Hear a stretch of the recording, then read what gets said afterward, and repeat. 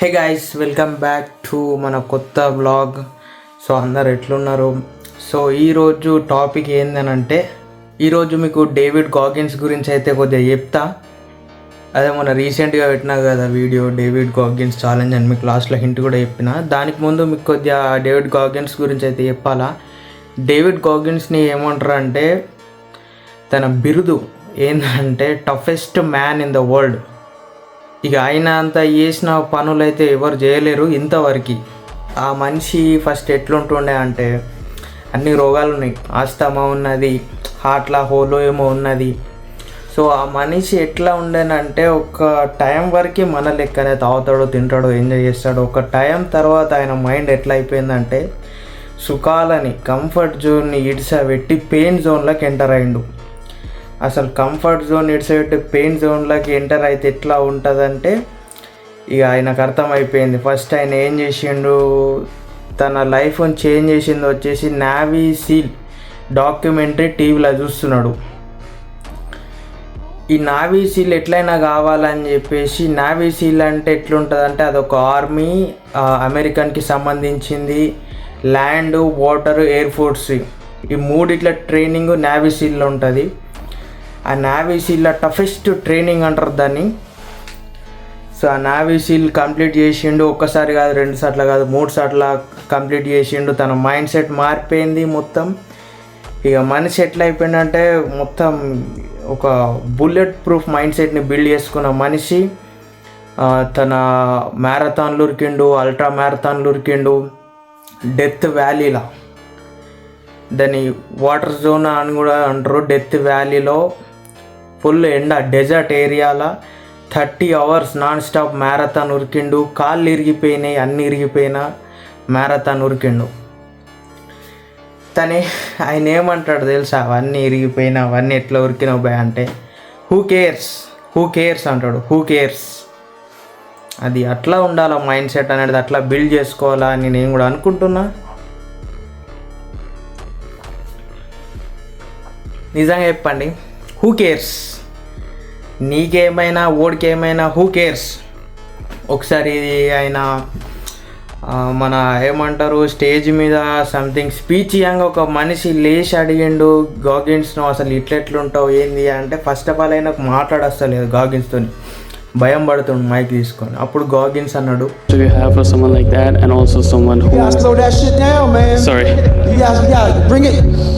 I'm nervous, sorry. Don't be nervous, man. Fuck these people. You good? Fucking don't be nervous. Okay. That's exactly how motherfuckers fail. They walk in the room, and they ain't making no money that way. They ain't doing shit. You might heard shit you said. Now say that motherfucker, stick your chest out. Say that shit. Slow.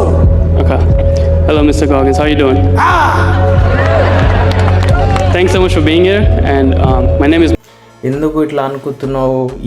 ఈ చేతగాని మనుషులు, ఈ comfort జోన్లో ఉన్న మనుషులకి ఏం అవసరం లేదు. నీకు ఇష్టం ఉన్నంత నువ్వు మాట్లాడు. వీళ్ళు ఎవరు నేను పట్టించుకునేటోళ్ళు కాదు, ఇంటికి పోతే మర్చిపోతారు వాళ్ళు. ఈ కంఫర్ట్ జోన్లో బతుకుతున్న మనుషుల గురించి మనం ఆలోచించాల్సిన అవసరం లేదంటాడు. ఇప్పుడు బుల్లెట్ ప్రూఫ్ మైండ్ సెట్ అంటే ఎట్లుండాలి అనేది నేను చెప్తా. ఫర్ ఎగ్జాంపుల్కి, నీ గురించి ఎవడో ఏదో అన్నాడు అనుకో, అంటే ఇంకా నీట్గా చెప్పాలంటే, ఎవడో ఏదో అన్నాడని చెప్పేసి మీ దోస్తు గారు నీ దగ్గరకు వచ్చి చెప్పిండు, అరే వాడు ఎవడో నీ గురించి ఏదో అన్నారా అంటే, ఇక మనం వాడు ఇట్లా అంటారా నా గురించి, అదా ఇదా అని చెప్పేసి మనం ఊగిపోతాం. లేదంటే ఈయన దగ్గర అరే నా గురించి అదంటాడని ఈయన దగ్గర తిడతాం. కానీ నేను ఎట్లా తెలుసా, ఆడేమన్నా అనుకొని ఈడొచ్చి నా దగ్గర ఏం చెప్పిన. ఇప్పుడు బేసిక్గా మనం ఈ టిని ఇటు ఇడిసబెట్టాలి అంటాం కదా, నేను ఎట్లా తెలుసా, ఈ టిన్నది ఇటే ఇడిసబెడతా. వాళ్ళు నా దగ్గర నుంచి ఇప్పుడు నన్ను అని నా దగ్గర నుంచి ఏదైనా రియాక్షన్ తీసుకునే అంత ఫ్రీడమ్ కూడా నేను ఇవ్వాలకి. అంటే ఇప్పుడు మన ఎనిమి ఎప్పుడైనా నిన్ను తిడుతుండు అంటే నువ్వు బాధపడాలా, కుమిలిపోవాలనేది తిడతాడు. అదే ఇంద ఆపోజిట్, నువ్వు ఆ ముంగట హ్యాపీగా ఉన్నావు అనుకో, ఆడాడ చచ్చిపోతాడు.